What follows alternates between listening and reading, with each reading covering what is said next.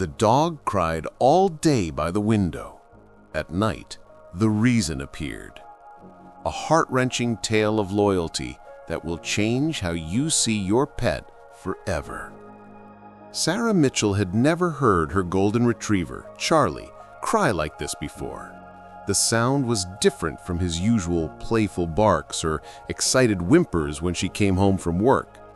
This was something else entirely. A low, mournful howl that seemed to come from somewhere deep within his soul. It started on a Tuesday morning. Sarah woke up to find Charlie planted firmly in front of the living room window, his nose pressed against the glass, his tail completely still. When she called him for breakfast, he didn't budge. When she shook his favorite toy, the one that always got him running in circles, he barely turned his head. "Charlie, what's wrong, boy?" she asked, kneeling beside him and stroking his golden fur. But Charlie just whimpered and returned his gaze to the window, watching the empty street outside with an intensity that made Sarah's heart ache. If you've ever wondered whether dogs can sense things we can't, keep reading. What happened next will make you question everything you thought you knew about the bond between humans and their pets. The long day of waiting. Sarah had to leave for work, but she couldn't shake the image of Charlie sitting by that window. Throughout her day at the office, she checked the pet camera she'd installed months ago. Every single time she looked, Charlie was in the exact same position. He hadn't moved to eat. He hadn't gone to his bed. He just sat there, staring, waiting, whimpering. Her coworkers noticed her distraction. "Everything okay?" her colleague Jennifer asked during their lunch break. "It's my dog," Sarah explained. "He's been acting really strange. He won't leave the window and he keeps crying. I've never seen him like this." Jennifer, a cat person through and through, shrugged. Maybe he saw a squirrel or something. But Sarah knew it was more than that. She'd lived with Charlie for 6 years, ever since she'd adopted him from the local shelter. She knew his every mood, every quirk, every habit. This wasn't about a squirrel. This was something deeper, something that filled her with an inexplicable sense of dread. A community notices. When Sarah finally got home that evening, Charlie was still at the window. His water bowl was full, his food was untouched. The toys she'd left scattered around the living room hadn't been moved an inch. "Oh, Charlie," she whispered, wrapping her arms around him.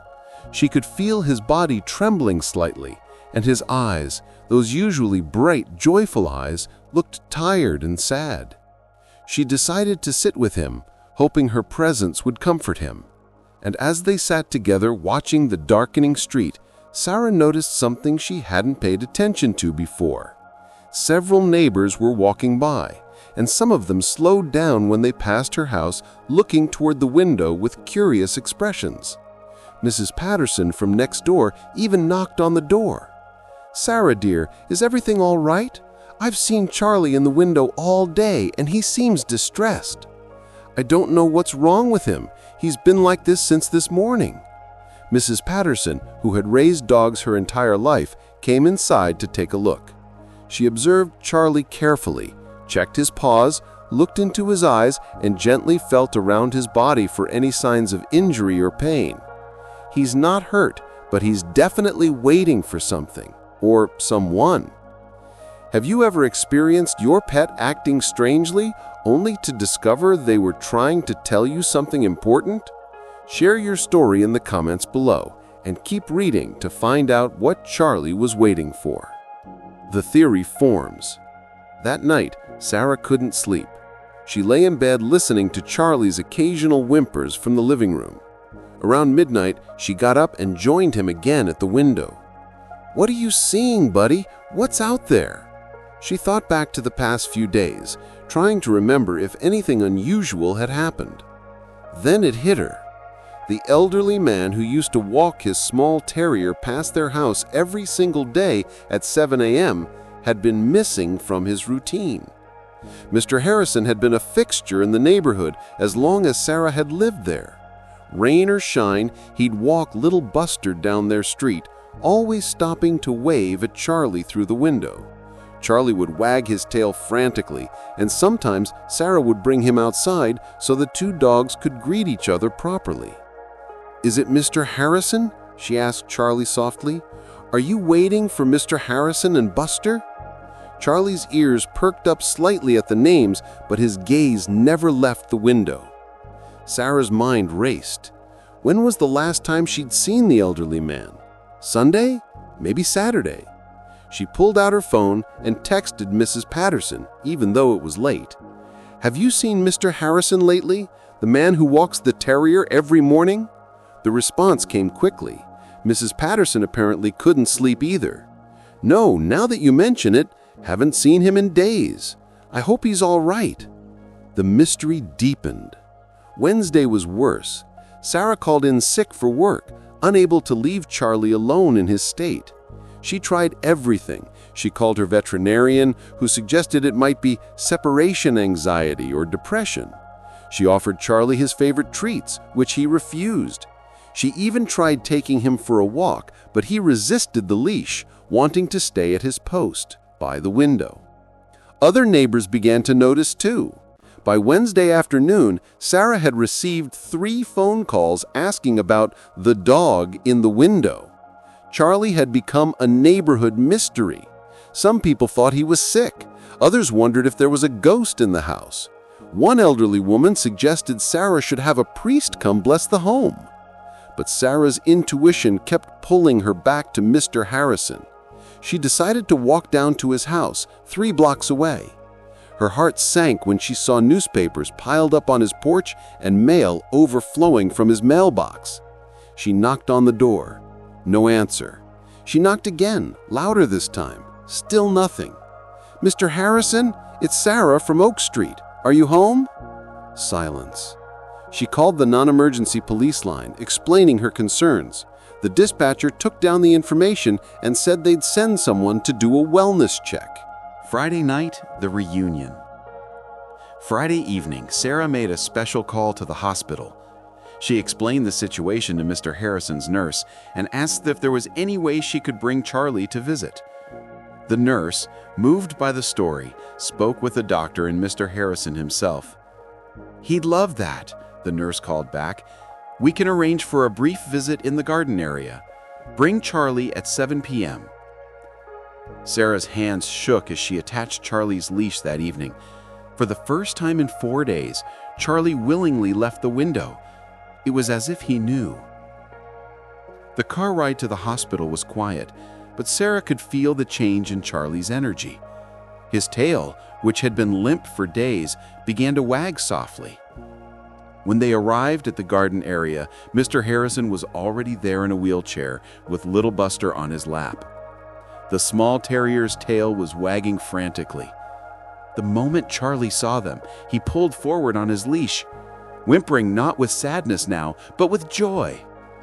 Sarah let him go, and he bounded toward Mr. Harrison, careful not to jump, but pressing his head against the old man's hand.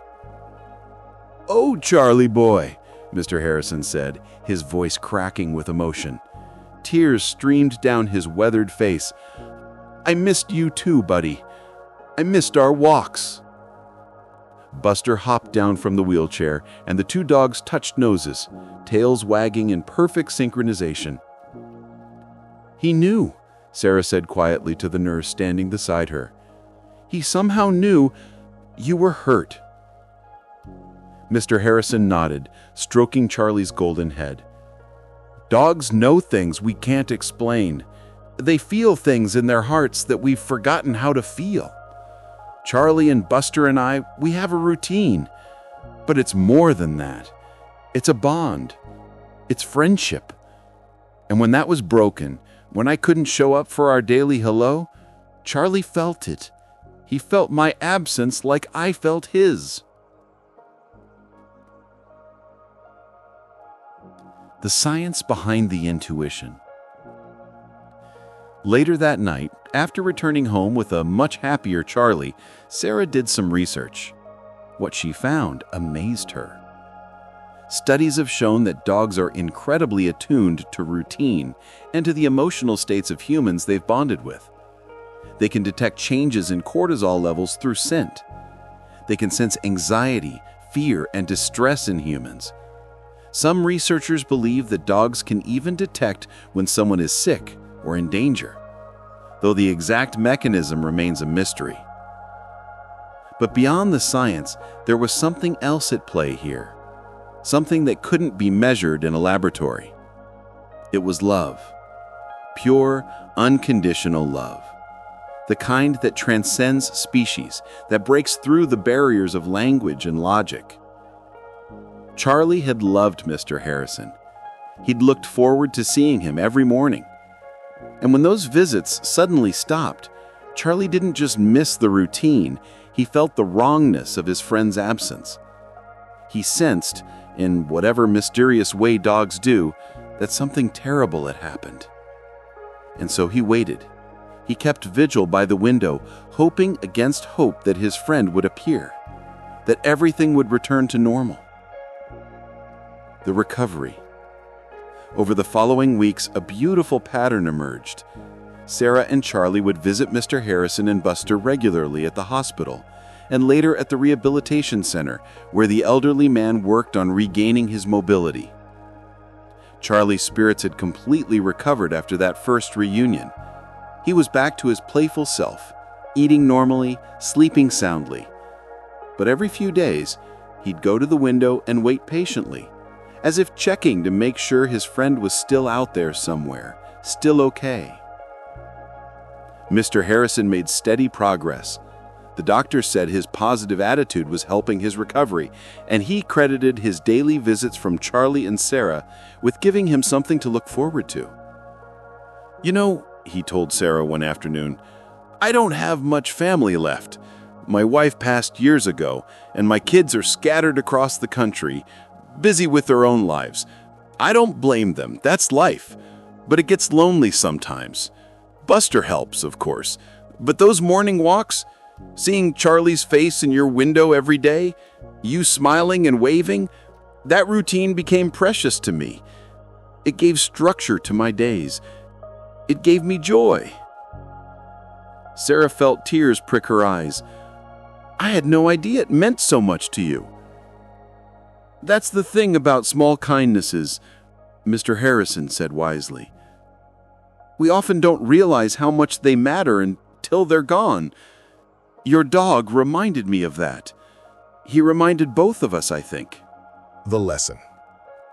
3 months later, Mr. Harrison was back home and back to his morning walks. The first day he appeared on the street again, Charlie went absolutely wild with joy. Sarah had never heard him bark so happily, seen his tail wag so hard.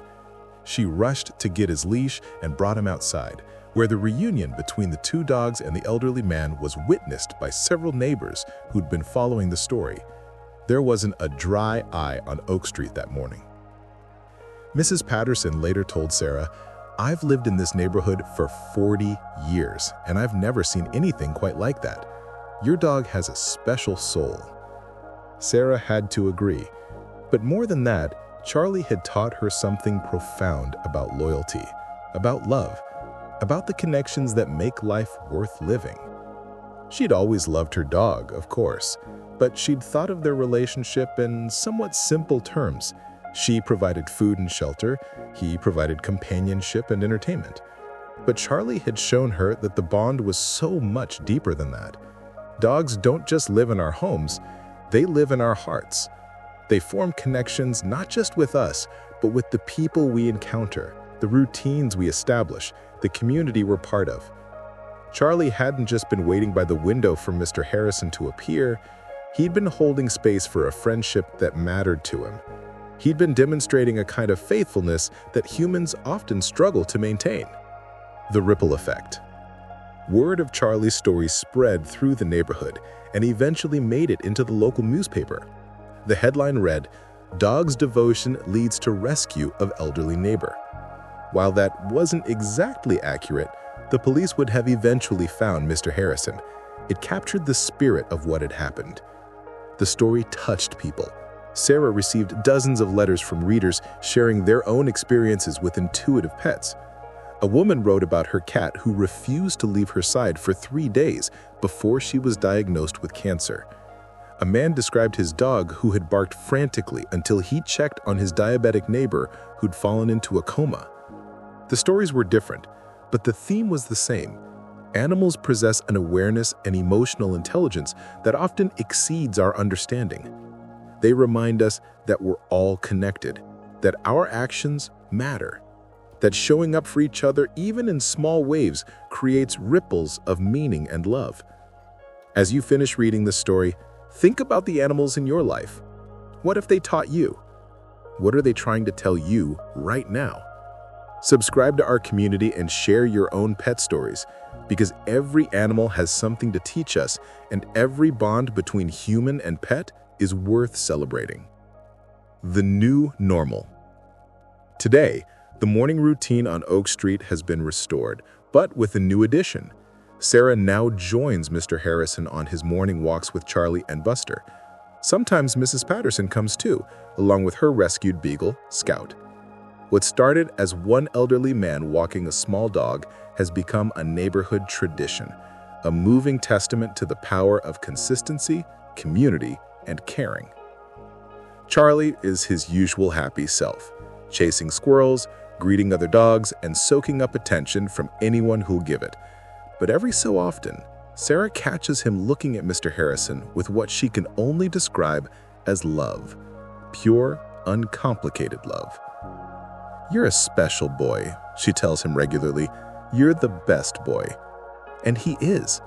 Not just because he's well-behaved, or cute, or fun to be around, but because he demonstrated something that modern life often makes us forget, that showing up matters, that consistency creates bonds, that waiting for someone, worrying about someone, caring about someone, these aren't burdens, they're privileges. The real reason. So why did Charlie cry all day by the window? The simple answer is that he was waiting for his friend. But the deeper answer is more profound. Charlie cried because he loved, because he'd formed a connection that enriched his life, because he understood, in that mysterious way that dogs do, that something was wrong, and someone he cared about needed help. Dogs don't just wait by windows for just anyone. They wait for those that matter. They maintain vigil for those they love, and in doing so, they teach us what it means to be truly faithful, truly loyal, truly present. Mr. Harrison often says that Charlie saved his life.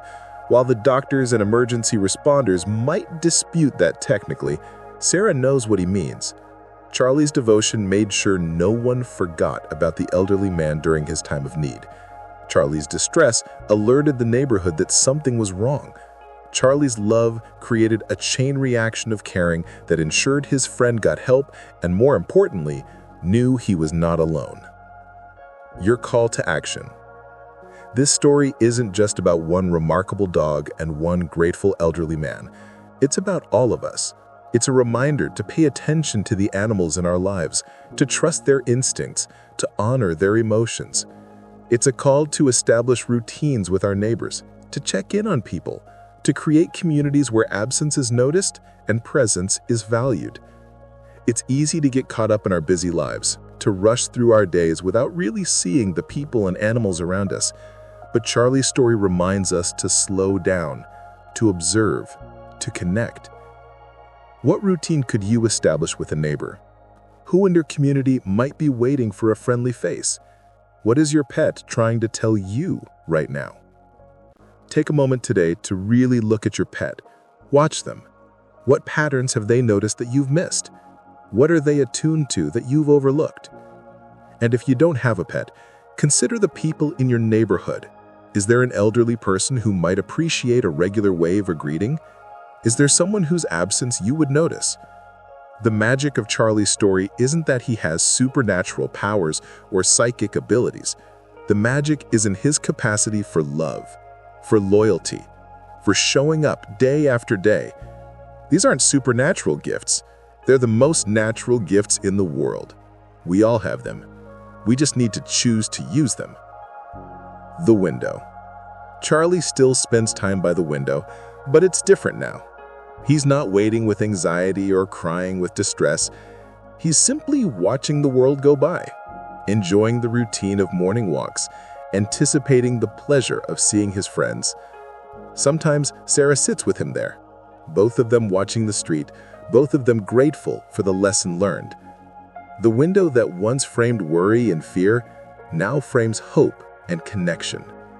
Because that's what windows are, really, frames for perspective. They can show us what we're missing, what we're waiting for, what matters. And thanks to Charlie, Sarah sees the world through that window differently now. She sees the neighbors she took for granted. She sees the routines that structure lives and create meaning. She sees the love that binds communities together, one small gesture at a time. If this story moved you, share it with someone who loves their pet. Subscribe to stay connected with more stories about the incredible bonds between animals and humans. And most importantly, go hug your pet right now, because they're waiting for you, just like Charlie waited for Mr. Harrison. They're always waiting for us, ready to love us, teach us, and remind us what really matters in this life. The dog cried all day by the window because he knew something we'd forgotten.